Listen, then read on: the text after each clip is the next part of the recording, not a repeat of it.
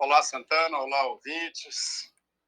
Logo após a ressaca democrática, voltemos aí à nossa vida normal. Espero que o país volte ao normal, mas dentro do que você observou aí, eu acabei de conversar com o Cacai há pouco, que é um advogado e é militante aí, apoia o Lula.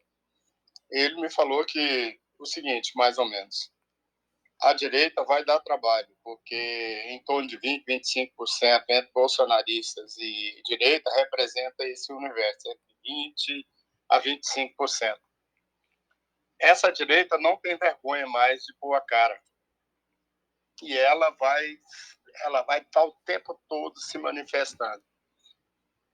Eu acompanhei o discurso do Lula, reli o discurso dele. Meu sentimento é: claro que ele precisa pacificar o país. Mas, como eu escrevi na coluna Xadrez hoje, o ciclo do Lula se encerra a partir desse mandato. Essa vitória apertada significa que o povo brasileiro e o Lula não é um encantador mais de serpentes.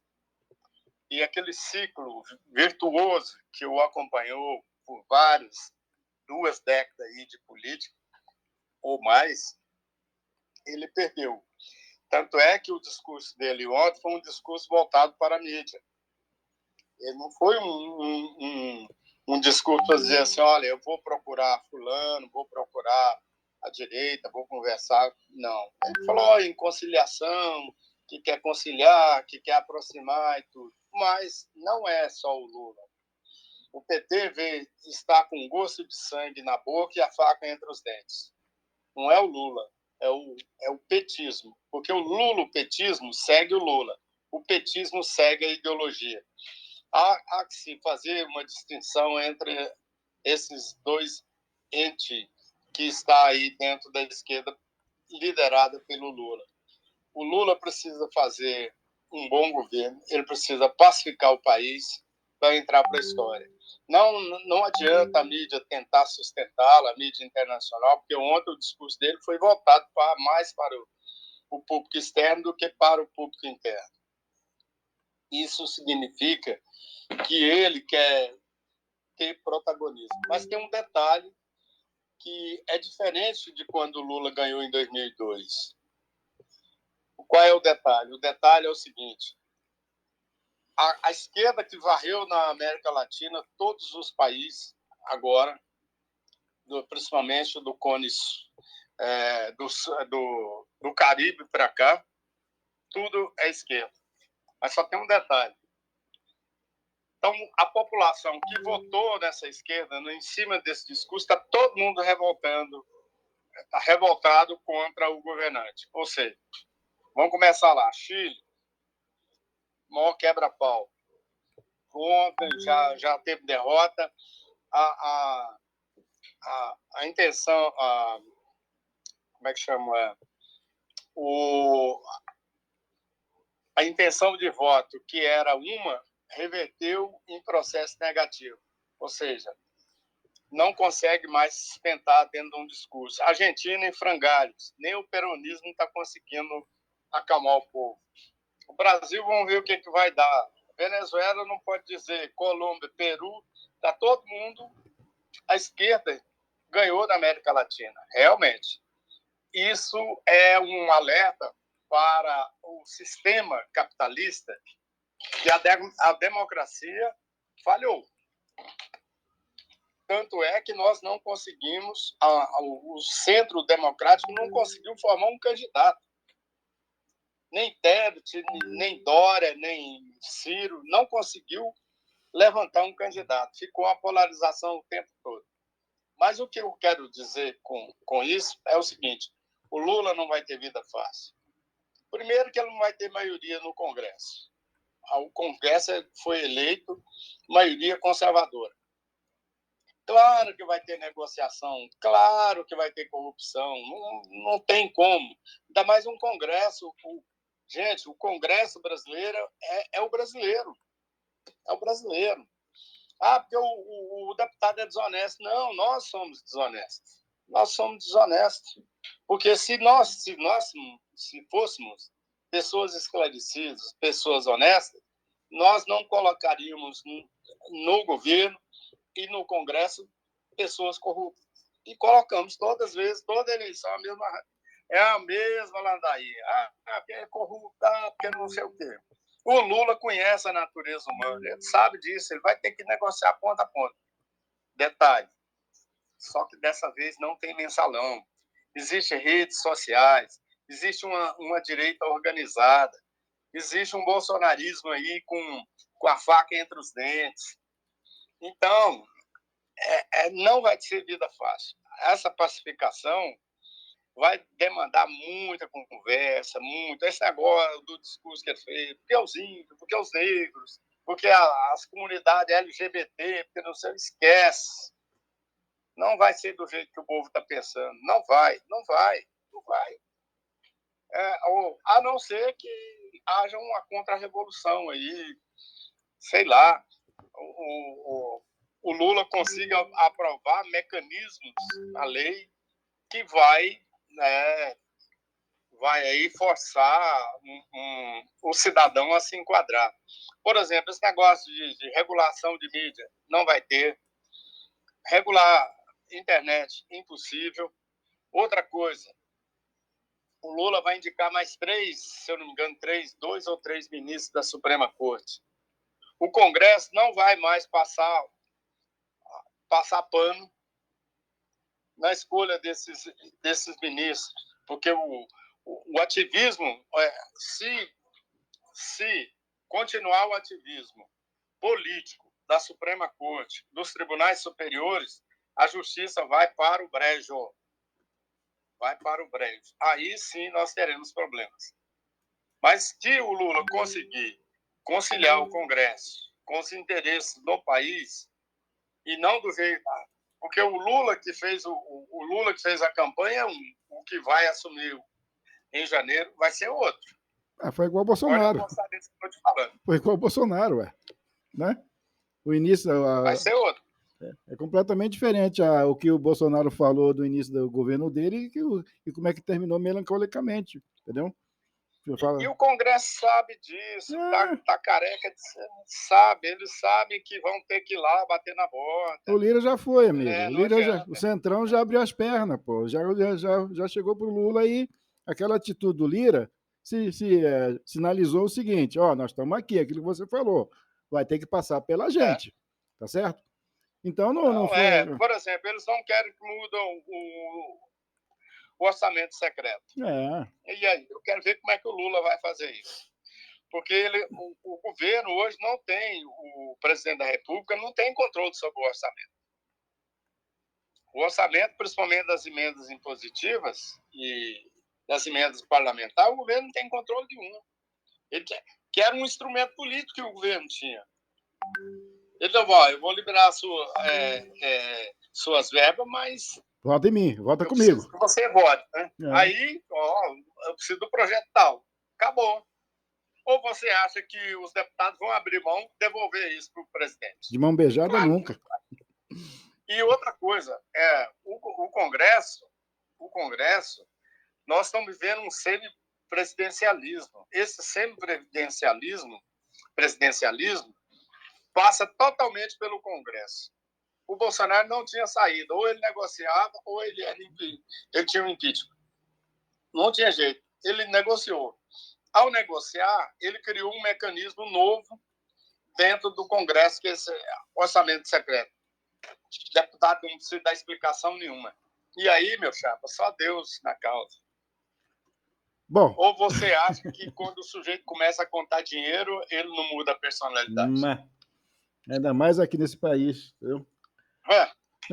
Agora me diz o seguinte, amigo, veja o seguinte, Bolsonaro até agora não se manifestou. Qual o indicativo? Está isolado? Vai seguir a cartilha do Trump, que o Trump fez a mesma coisa, ficou sem falar nada? Está seguindo o modelo? A preocupação do Bolsonaro agora, ele está reunido com assessores e toda a informação que eu tive, tentar uma negociação para ele não ser preso, para não perseguir a família dele. E ele está negociando isso com o Ciro Nogueira, com o Centrão, as lideranças. porque o PT não tem maioria. E o PT quer, de todo jeito, pôr ele na cadeia, pôr o Moro, caçar o Moro, o Dallagnol. Não vai acontecer isso. Não vai. É impossível. Não tem condições de acontecer isso. Você vê, olha, começou aí, está pipocando no país todo, principalmente a direita. A direita não vai ser fácil tomar. Se o Lula for usar a força, nós vamos ter uma guerra civil. Então ele vai ter que ser na base do gogó. Então não vai ter jeito. Não tem jeito. Porque se ele for usar a força, não tenha dúvida. Não tenha dúvida. Essa bolha que elegeu o Lula continua, o PT continua com seus 15%. Esse eleitorado que votou no Lula, apertadíssimo, é um sinal, é um recado para ele que ele não domina o país. É um beicinho de pulga, os caras pulam para o outro lado. Não, mas foi a mesma coisa com o Bolsonaro. A gente, em 2018, votamos no Bolsonaro porque era anti-PT. Não é que todo mundo morria de amor pelo Bolsonaro. Não. Entendeu? Então, essa eleição foi o contrário. Tá? Metade ficou do lado do Bolsonaro e metade ficou do lado do Lula. Não pelo Lula, tá? Mas contra as atitudes que a gente conversou na sexta-feira dos erros do Bolsonaro. Bolsonaro foi o primeiro presidente eleito que não soube aproveitar. O centro do Bolsonaro resgatou o Lula. Exatamente. Tá? Ele ressuscitou o Lula. Tá? E matou o centro, né? Tá? E aí uma série de erros a partir desde a candidatura. O centro democrático, se ele tivesse estimulado o centro democrático, ele estaria numa situação melhor. Porque mas ele não estimulou o centro democrático. Ele queria um embate. Ele queria um embate com o Lula. Ele achava que com o Lula era mais fácil, porra. Entendeu? Pois é. Foi um erro. Um erro. Porque o Lula é um cara populista. O Lula é populista e demagogo. Você vê os discursos dele, chuta, mente. Isso é demagogia. Então, aí o Bolsonaro, entre o Lula e o Bolsonaro, o povo fala, não, eu vou ficar com o ladrão. Ué, bobagem. Porque ficou aqui o a gente falou, entre o louco e o ladrão. Pô, o ladrão pelo menos rouba. O louco a gente não sabe o que ele vai fazer no dia seguinte. Até agora a gente não sabe qual será a atitude do Bolsonaro. Tá todo mundo esperando. Não, esquece. Esse negócio de golpe, gente, esquece. Não tem a menor chance. Não tem a menor chance. Sabe por que não tem? Porque não existe clima internacional para isso. Exatamente. Não existe apoio internacional para isso. E na quarta-feira ele falou... Não vai ter uma nação que vai endossar isso. Como é? Você acha que as Forças Armadas... Já pularam. Sem Forças Armadas, não tem jeito. Quarta-feira ele chamou... Ele veio para Brasília e fez aquela reunião com os ministros militares e o nego não embarcou, não. Escutou, tal, mas deixa o barco correr, segue o jogo. Entendeu? Ninguém quer se comprometer, não, pô. Agora. O papel das Forças Armadas, o Lula sabe disso. O Lula sabe disso. O Lula não tem gente. Tem os maiores teóricos de marcha estão com o Lula, que são a academia, a universidade, a esquerda está com ele. E esse povo sabe pensar, a esquerda é preparada.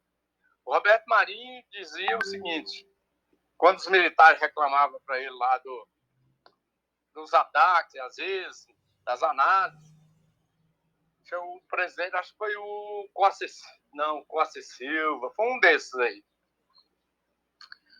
Foi reclamar para o Roberto Marinho que a televisão estava mostrando toda coisa, ataque, isso era ruim para a democracia. O Roberto Marinho falou, general, é o seguinte, não se faz bom jornalismo sem comunista e nem televisão sem viado e puta.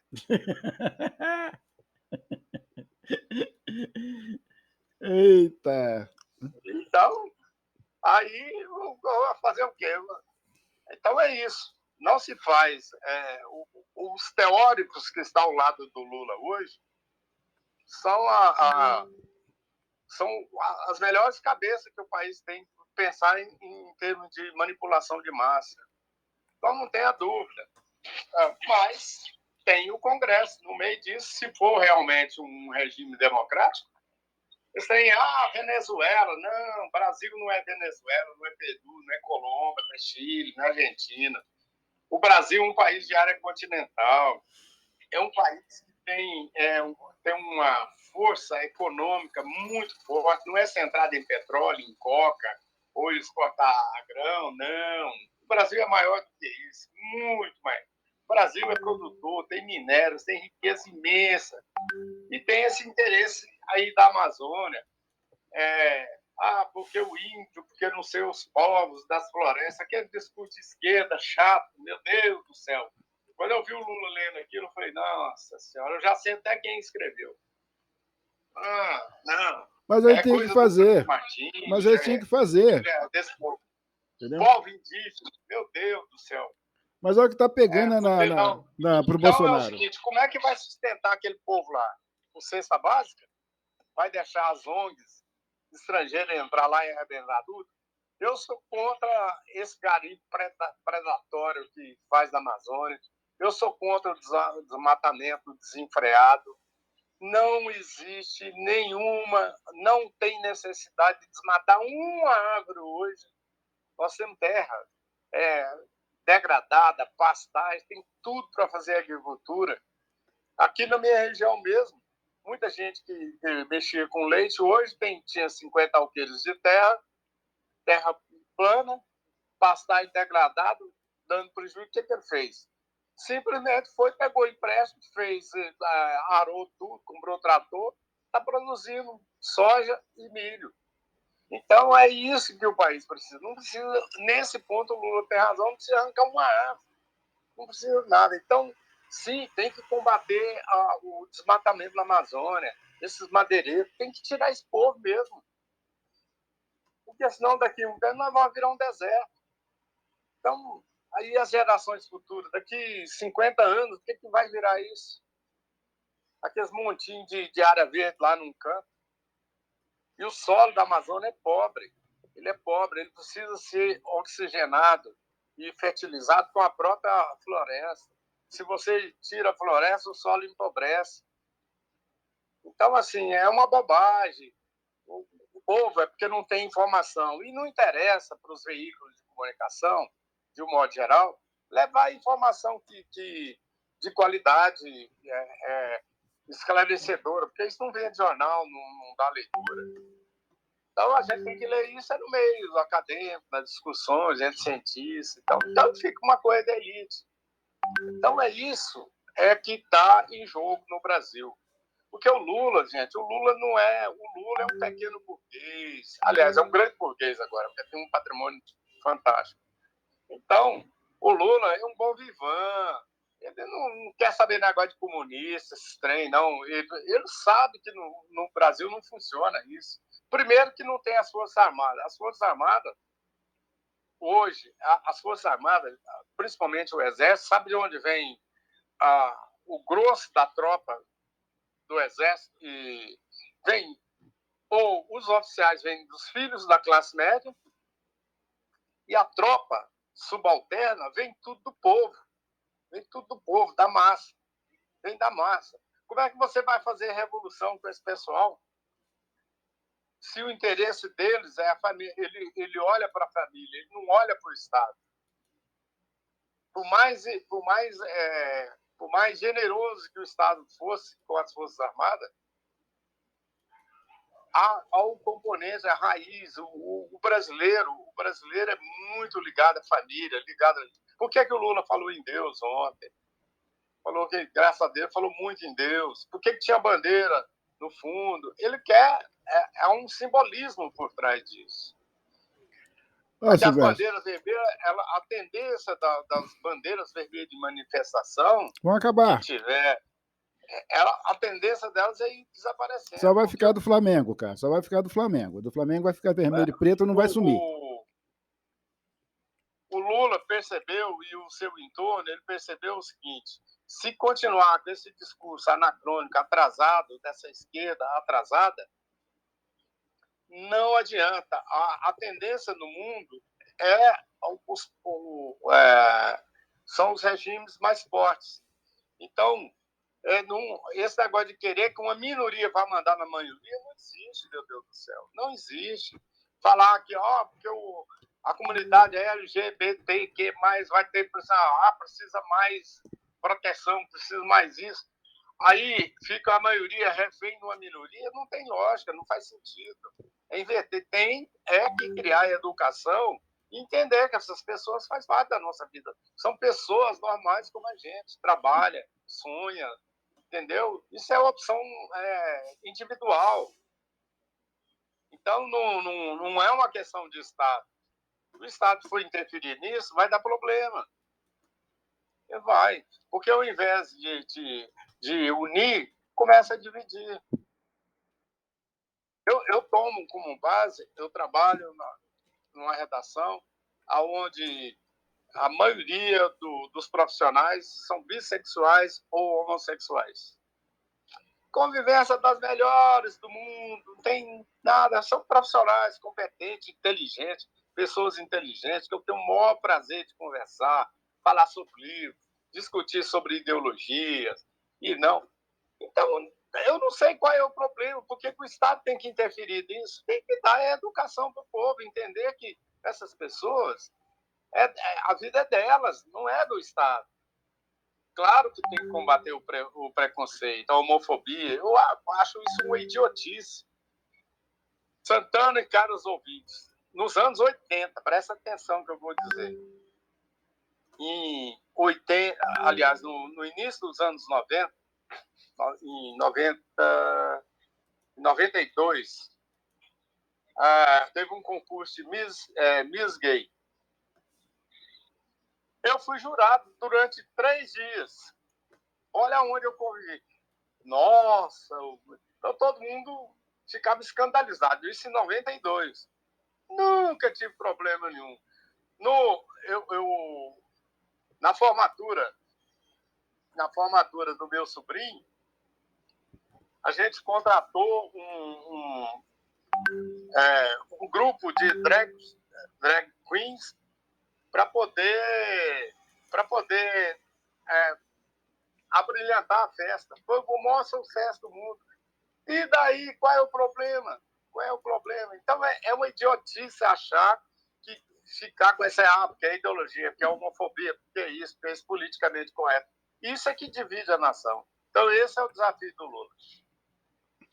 Bom, amigo, vê o seguinte, agora interessante aqui, eu estava vendo o resultado aqui no Valparaíso, o Pablo, né, deu 36 mil votos pro Bolsonaro, e o PT deu 31. E olha que o PT aqui só fez campanha só quando como é que se diz, o Rubens Ottoni esteve aqui, porque a família Bitts não caiu para a rua, não, entendeu? Então você vê como estava dividido o município. Né? Então o Pablo fez Deixa eu te contar. Tem uma explicação aí no entorno. Diga. Foi assim no entorno todo. O entorno, tirando algumas castas privilegiadas. Não privilegiadas, não. Altos funcionários e alguns médio empresários. O restante, amigo, tá tudo lambendo em bira, tá tudo com pires na mão. Então, as pessoas passando necessidade, elas pensam com o estômago, elas não pensam com a racionalidade. Por mais esforço, por mais... O Fábio tem muitos desafios. Por que o Carlinhos do Mangão se manteve neutro? O Carlinhos manteve neutro porque ele é Lula. O Carlinhos do Mangão, do Novo Gama, ele é Lula. Eu sei que ele é Lula, ele não trabalhou para ninguém. Ele falou, olha, por conta de ser aliado do Ronaldo Caiado, ele manteve-se neutro. Mas ele liberou o pessoal dele. Então, por aí você tira você tem um retrato 3/4 do que é a região. Amplia isso para toda a região. Com exceção de Cristalina e Lusiânia, onde o agronegócio é forte, as demais cidades e Formosa, as demais cidades, amigo, estão tudo com pires na mão. É pobreza por todo lado. Você vai em Águas Lindas, Planaltina, Santo Antônio Descoberto, Novo Gama, Valparaíso, e uma parte de Lusiânia. Você vai lá no Jardim Ingá, desculpe, lá em Marajó, que é um distrito de Cristalina, rapaz, é pobreza absoluta. Lá o PT foi de cabo a rabo, é uma cabo a rabo, porque lá a maioria são nordestinos, que vêm, são trabalhadores sazonais, que vêm fazer colheita de tomate, enfim, que trabalham no campo. Então, Lula, assim, ganhou de lavada. Isso é o retrato do que está o país hoje.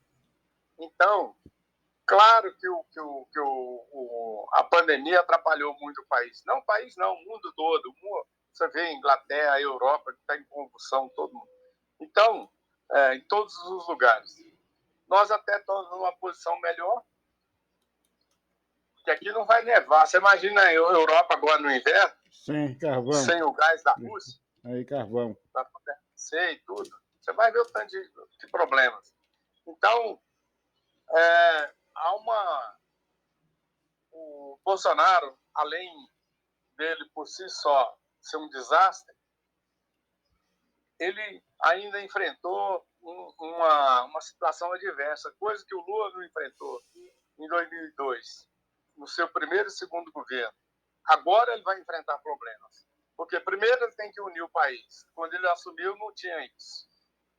O país estava bom, aceitou o resultado. Agora a direita mostra a cara. Esse é um. Segundo, nós temos um déficit aí de quase 200 bilhões de reais no orçamento. Vai ter que fazer. Se o Lula for estourar o teto e aumentar a inflação, aí que o pobre está lascado. Aí o Estado vai ter que realmente, o contribuinte vai ter que bancar as pessoas, os famintos. Como é que vai ser feito? Esse é um. O outro problema mais sério é que se realmente for ter investimentos de infraestrutura para gerar emprego dessa mão de obra não qualificada, construção civil, o Lula falou muito sobre, vai voltar com Minha Casa Minha Vida, que tem aí mais de 20 milhões de déficit de moradia, que vai tirar as pessoas da rua. Isso significa que vai alocar recursos de um lugar para outro. Além disso, tem o SUS, que é uma conquista. Não podemos voltar na era do PT, que aquelas máquinas, aqueles corredores lotados. Você não vê isso mais. O povo chorando, passando fome, e aquela miséria toda em máquina, em cima de cadeira. Não podemos voltar a isso. Então, esses são os desafios que tem pela frente. É isso, Carlos Santana, 29 minutos. Para finalizar, manda um grande abraço para a Adriana, que eu sei que ela torceu e você pelo menos ficou no empate. Ela agora vai parar de me encher o saco com esse negócio. Nossa, você ficou no empate, tu ficou em cima do muro, entendeu? Não ficou nem para lá nem para cá e não sabia para quem não, torcer. Ela quer que eu seja militante, meu Deus, eu sou jornalista, eu analiso fato. Porque você tá não sei o quê, puxando saco do Bolsonaro, não sei o quê. Nossa Senhora. Bom, de qualquer maneira, vamos ver o que vai acontecer agora. Ainda temos 2 meses aí de governo Bolsonaro. Vamos ver como é que vai ser o certo. Por exemplo, quem vai para a economia, eu sei que os pais do Plano Real foram convidados para participar. O Meirelles está participando. Exatamente. Então, assim, o Lula já avisou para o PT, não, eu vou ter que dividir o governo com a maioria aí que me apoiou. Então, assim, a Simone vai ter cadeira. A Simone tem cadeira. Tá? Tem muita gente para ser agasalhada no governo. Tá? Assim como São Paulo, né? São Paulo também, né? São Paulo. Rapaziada toda do Rio de Janeiro. Não, o Rio nem tanto, mas porque o Rio não foi o Bolsonaro, né? Já estava lá, entendeu? Agora, São Paulo não, o Tarcísio vai ter também, tem que ter habilidade, porque ele vai ter que agasalhar o que sobrar do bolsonarismo da federal. Vai todo mundo embarcar para lá, né? Esses caras mais ligados ao Bolsonaro, por exemplo, os caras mais visados pela esquerda, esses caras vão ser agasalhados. Tá? Não tem como. Aí... Agora, o interessante é o seguinte, Santana. A gente tem, por exemplo, São Paulo. São Paulo mostrou que realmente o antipetismo lá é muito forte, cara. Lá o antipetismo é muito forte. Aí eu Também te digo o seguinte: o erro também do PT lá em São Paulo. E o Haddad também é fraco. O Haddad já provou que para é disputar. muito. Não, É ruim de serviço, entendeu? Porque priorizou querer bater no ex-governador de São Paulo, no atual governador, né? E esqueceu o Tarcísio. E o Tarcísio, que não conhecia 1 metro de São Paulo, acabou se dando bem. não, Né? então, o Tarcísio não sabia nem andar na cidade. Exatamente. Entendeu? E o Haddad ficou preocupado em bater no cara lá do PSDB. Quebrou a cara. Tá? Então, é ruinzinho de serviço pra caramba. Agora, cogitado ser ministro do Lula, né? De educação, né? O interessante, eu espero estar vivo até lá, se eu não morrer nesse inteirinho desses Ah, 4 anos. é. Eu vou fazer 76 anos agora. Em 2026, Tá com eu vou 80. estar com 80. eu vou estar com 80 anos. Eu espero estar vivo até lá para ver o seguinte: como não tem Lula, Quem vai? não vai ter Lula mais, você vai ver o tanto de candidato que vai aparecer. Aí, meu chapa, aí Uma porque vai ser não a tem. Simone, né? A O PT Simone. vai ter que construir uma liderança. Já os ideólogos do PT já cobraram isso do Lula. Ele precisa construir uma nova liderança. O partido não pode ficar centrado em cima dele. Ele é maior do que o partido. E a Simone? Então, a Simone vai depender de uma série de fatores. Vai depender de como vai vir os outros partidos. Por exemplo, você está esquecendo que tem um PL, está esquecendo que tem um progressista, um PP, está esquecendo que o PSDB pode fazer fusão com outro partido. Então, tem uma série de nuances e de entraves aí durante esses 4 anos. Reze por mim, Santana. Ainda tem outro Porque cara. O outro cara que também, do PSDB, que se emergiu, foi o governador do Rio Grande do Sul, cara. O cara deu a volta por cima, pô. E também tem a volta por cima. resgatou o PSDB, hein? E no estado conservador, né? O cara que assumiu a homossexualidade É. dele, é aquilo que eu falo. É uma bobagem esse negócio de ficar rotulando as pessoas. Isso não tem nada a ver com o cidadão, com o caráter do indivíduo, entendeu? Então é isso. E o Onix perdeu muito Essas ponto, coisas cara. que a gente... O Onix perdeu ponto lá no debate lá, quando ele quis sacanear o cara, dizendo que a partir do dia 1º o Rio Grande do Sul ia ter uma primeira dama. E isso aí pegou mal pra caramba pro Onix Lorenzoni. Perdeu muito voto nessa brincadeira. Pois Né? esse preconceito, aí sim é preconceito. Aí é preconceito. Porque mostra que o cara ele não está atacando as ideias do indivíduo. Ele está tentando diminuir o indivíduo perante a sociedade. Exato. Aí sim, eu sou contra. Porque o cara ser gay ou não ser gay, para mim não significa absolutamente nada. Eu quero saber ele no ponto de vista de ser humano, caráter, a capacidade produtiva dele, a inteligência dele, é isso. O resto ele pode fazer o que quiser. Bom, amigo, você. Então, aí sim é um preconceito que tem que ser combatido. Porque aí você tá tentando diminuir o indivíduo perante o contexto da sociedade, do contexto humano, da civilização, da relação entre pessoas. É isso. 35 minutos. Hoje você bateu o recorde, tá? Hoje você tá afiado. Beleza. Bom, aí o entrevistado. Não apareceu. Eu acho que negócio. Não apareceu, entendeu? Deve ter. Eu não sei de que lado que ele estava. Eu vou falar aqui no ar, viu, ô seu Zé Antônio? Que sacanagem. Isso aqui não é a casa da mãe Joana, não, amigo. A gente está dando uma oportunidade. Alô, prefeito Fábio Mossoró. Pelo amor de Deus, com uns auxiliares desses, nós estamos lascados aí em Valparaíso. Não cumpre. Não, sério. Não dá. Eu quero ver a justificativa dele. Não, até agora nada. Olha, né? é um desrespeito com o profissional. Vocês acham que a rádio é uma porcaria? Então, para que...